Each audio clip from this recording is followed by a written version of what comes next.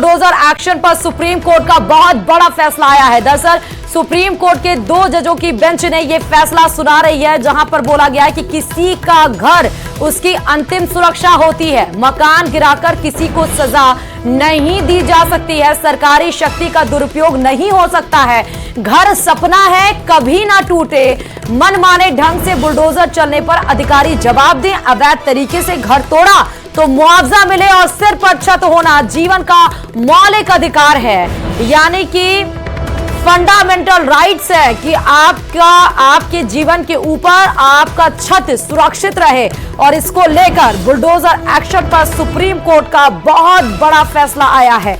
Bulldozer action को लेकर supreme court में कई बार याचिकाएं दायर की गई हैं और पिछली बार सुप्रीम कोर्ट ने कहा था, जवाब मांगे थे उत्तर प्रदेश सरकार से, उत्तराखंड सरकार से, मध्य प्रदेश की सरकार से कि बुलडोजर एक्शन क्यों कराए जा रहे हैं, और स्ट्रिक्ट वार्निंग भी दी थी कि बुलडोजर एक्शन ना हो। लेकिन उसके बावजूद कई ऐसे राज्य हैं जहां सुप्रीम कोर्ट की गाइडलाइंस के बाद भी बुलडोजर एक्शन होता है। और अब 2 जजों की बेंच सुप्रीम कोर्ट में यह फैसला सुना रही है, और जहां पर कई सारे पॉइंट्स को डिलीवर किया गया है और साफ तौर पर सीधे बोला है कि सर पर छत होना जीवन का फंडामेंटल राइट्स है, मौलिक अधिकार, और उसको कोई नहीं छीन सकता। अगर गलत तरीके से बुलडोजर एक्शन किया गया तो मुआवजा मिलेगा, ये भी बात कही गई है।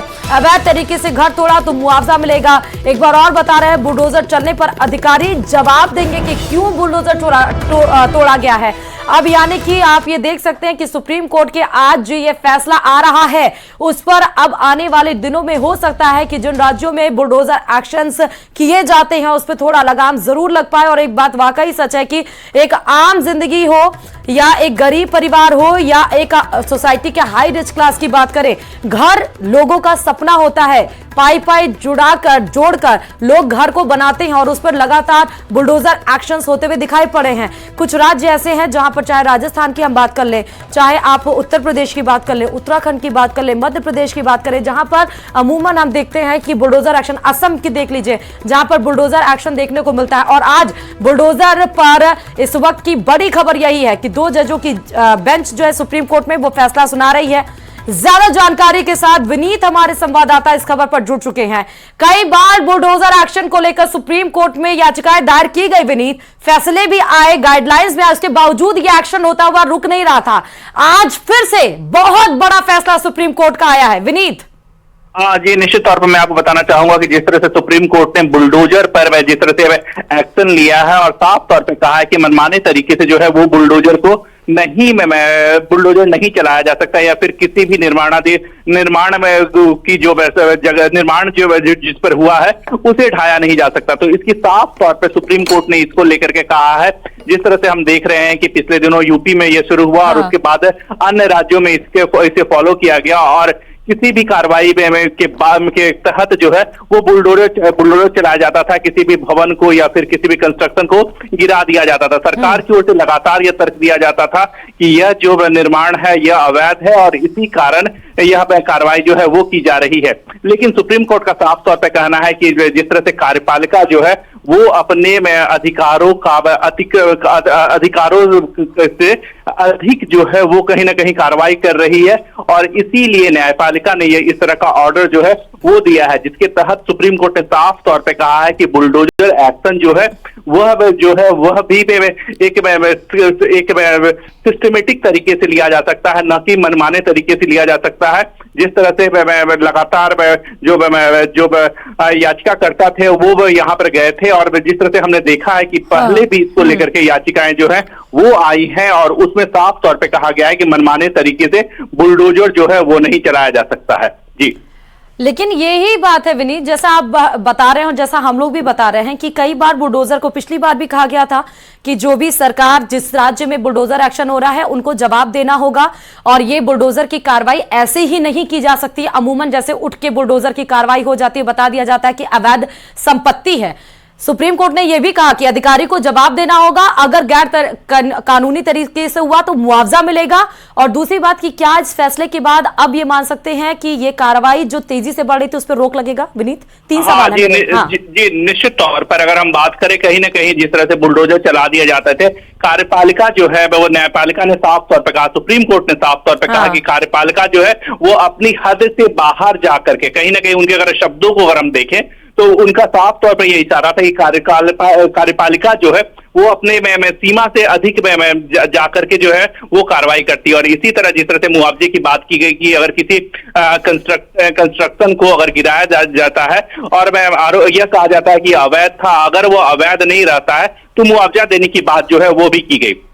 इसके साथ ही साथ मैं आपको बताना चाहूंगा कि निश्चित तौर पर अगर ऐसी में सुप्रीम कोर्ट की गाइडलाइन है तो कार्यपालिका की तरफ से इस तरह के जो एग्जीक्यूशन होते हैं वो कार्यपालिका की तरफ से होते हैं, तो निश्चित तौर पर कार्यपालिका भी सोच समझ करके ही अब इस तरह के कदम जो है वो उठाएगी।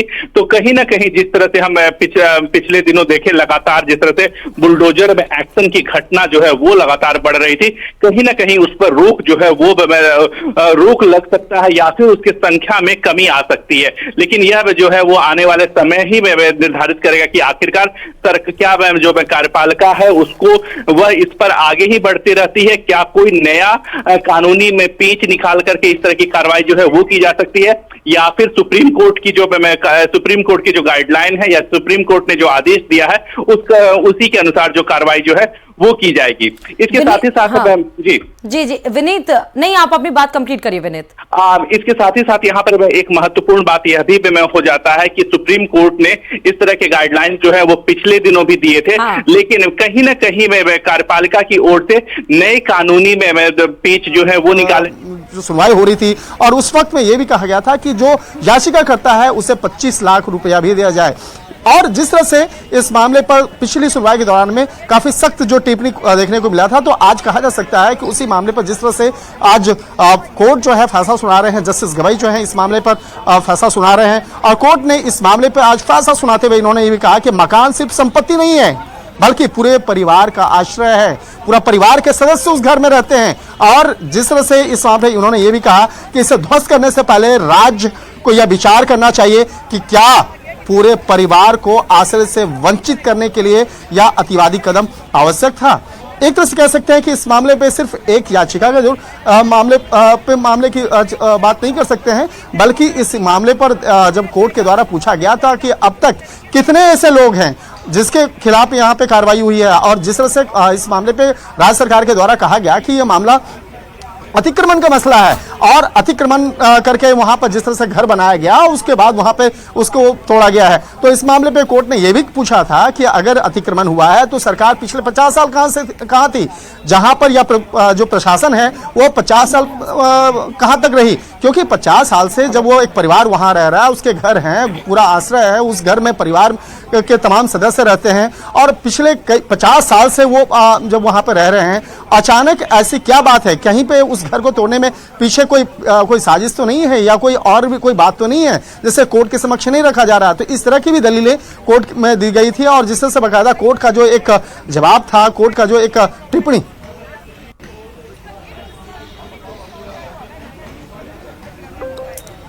तो आप सुन रहे थे, ये सीधे 25 लाख के मुआवजे की बात आ रही थी। साफ तौर पर सुप्रीम कोर्ट ने यह कहा कि चाहे आरोपी है या दोषी, उसका भी घर गिराना गलत था। एक मान सकते हैं कि बुलडोजर एक्शन पर सुप्रीम कोर्ट ने एक तरह से लक्ष्मण रेखा खींच दी है, और अब उस लक्ष्मण रेखा को कोई भी पार करता है तो उसका खामियाजा भुगतना पड़ेगा, अधिकारी को जवाब देना पड़ेगा। और ये बात हमेशा से जहन में रही है कि अगर अवैध बात की जाती है तो वो तुरंत मकान नहीं बनता है, उसके पीछे पूरा प्रोसीजर कई महीने और कई सालों से लोग रह रहे होते हैं, तब ये अधिकारी क्यों नहीं जागते हैं? नहीं होनी, और ऐसा नहीं है कि किसी के घर पे जाके बुलडोजर चला दिया जाए। तो बुलडोजर एक्शन पर एक सवाल उठाया गया था, जिस तरह से संपत्ति का अधिकार, इसके साथ साथ अन्य कई मौलिक अधिकार जो हैं, जो हमारे संविधान के तहत उन तमाम लोगों को मिला हुआ है, तो उसका उल्लंघन नहीं होना चाहिए। कानून व्यवस्था होनी चाहिए, कानून का पालन होना चाहिए। लेकिन अगर कोई शख्स अगर कोई अवैध तौर पर निर्माण कर रहा है तो इस मामले पर जो स्थानीय पुलिस जो स्थानीय प्रशासन है वो क्या कर रही है? तो स्थानीय जो व्यवस्था है, वो प्रशासनिक जो अधिकारी हैं बाकायदा, वो जो है इस मामले पर उनकी तमाम जो बातें हैं उसको भी ध्यान में रखने की आवश्यकता है। हालांकि देखिए, अब आज जिस तरह से बाकायदा इस मामले पे तमाम जो 6 गाइडलाइन की बात कर रहे हैं, अब आ रहे हैं बाहर वकील जो है, इस मामले के वकील जो हैं वो बाहर आ रहे हैं, जो इस मामले पर विस्तार से बताएंगे और विस्तार से बताएंगे कि वो 6 गाइडलाइंस क्या क्या हैं और किन गाइडलाइंस का पालन करना होगा और किस तरह से पालन करना होगा, इस बारे में विस्तार से वो बताएंगे। और साफ तौर पर देखिए कि जब वकील निकल कर आएंगे तो क्या कुछ वो 6 गाइडलाइंस है वो भी बताया जाएगा। सुप्रीम कोर्ट ने साफ तौर पर कहा कि अगर कोई मामले में आरोपी है तो एक ही घर है और उस पूरे घर को तोड़कर पूरे घर वाले को सजा नहीं दी जा सकती, पूरे परिवार से उनका घर नहीं छीना जा सकता है। तो अवैध निर्माण को लेकर जिस तरह से 6 गाइडलाइन जो हैं वो दिए गए हैं और इस मामले पर तमाम बातें बता रहे हैं, इसको हम अब सुनते हैं। That there will be no demolition only on the basis that someone has committed a crime. Only for being an accused, you cannot demolish someone's house. And they have repeatedly stated that. They have said that there will not be any restriction on illegal demolition, but they have laid down the guidelines on how the demolition exercise will take place. There has to be a mandatory notice. A 15-day period will be given to the person whose property is sought to be demolished. They have also said that if it can be compoundable, like if only a part of the house can be demolished to remove the encroachment, that should be the preference. And the notice is to be sent by email to the DM concerned on the same day, so that there cannot be any backdating of the notice. The report, there has to be a videography of the demolition exercises.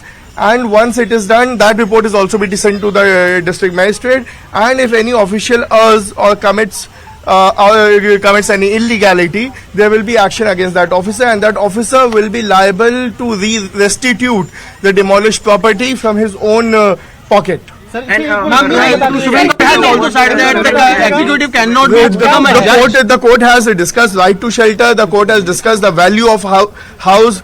The court has opened with a poem on this, and it has understood the value that a house has for someone. It is not just a property. It is the collective, effort of all their life that one is able to make the house.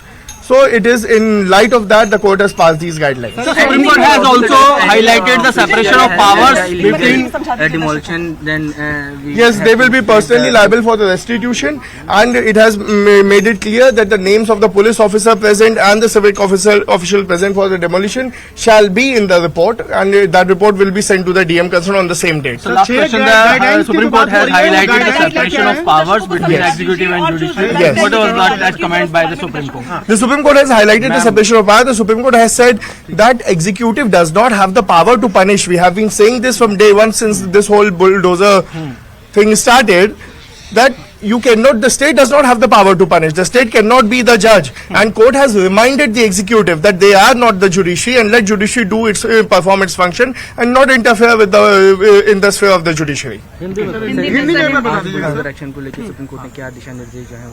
आज supreme court ने एक बहुत ऐतिहासिक judgement पास किया है bulldozer justice, जो गलत term है बुलडोजर जस्टिस का, जो भी था वो बुलडोजर इनजस्टिस था। आपने किसी भी अक्यूज के घर को किसी भी बात पे किसी पे भी इल्जाम लगा के घर तोड़ देते थे।